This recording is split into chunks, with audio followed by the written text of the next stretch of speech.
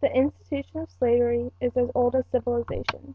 Many nations and empires were built by the muscles of slaves. Different types of people were enslaved for different reasons.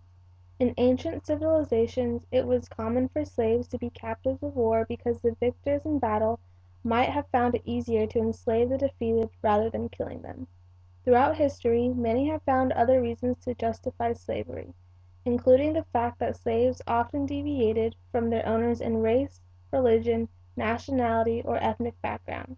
By emphasizing on such differences, slave owners felt justified denying basic human rights to their slaves. North America was no different. In fact, there were several Native American tribes who owned a small number of slaves. However, the white European Americans created the institution of slavery that today's society is so familiar with.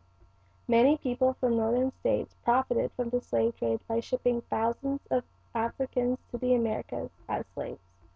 Over time, most of these enslaved Africans went to the plantations of the American South.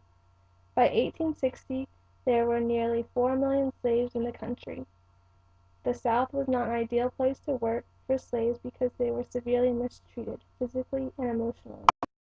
When the Georgia trustees first envisioned their colonial experiment in the early 1730s, they sought to avoid the slave-based plantation economy that had developed in other colonies in the American South. Unfortunately, greed overpowered the white Georgia settlers, and by the end of the American Revolution, African slaves constituted nearly half of Georgia's population. The 48,000 African slaves imported into Georgia during this era accounted for much of the initial surge in the slave population. When Congress banned African slave trade in 1808, Georgia's slave population did not decline. Instead, the number of slaves imported from the Chesapeake's stagnant plantation economy, as well as the number of children born to Georgia's slave mothers, continued to outpace the number of slaves who died or were transported from Georgia. By the end of the antebellum era, Georgia had more slaves and slaveholders than any other state in the lower South, and was second only to Virginia in the South as a whole. Even though slavery played a dominant economic and political role in Georgia, most white Georgians did not own slaves.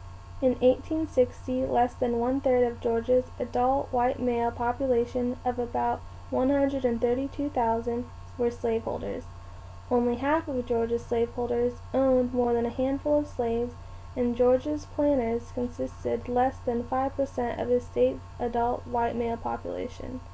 The slaveholding minority, however, had a strong economic, cultural, and political force which allowed slaveholders to control the best land, the vast majority of personal property in the state, and the state political system. These slaveholders, as well as others who did not own slaves, supported the pro-slavery ideology in Georgia for many reasons, including the belief that slavery was an institution established by God, slaves were property, and the economic benefits of owning slaves outweighed other labor options.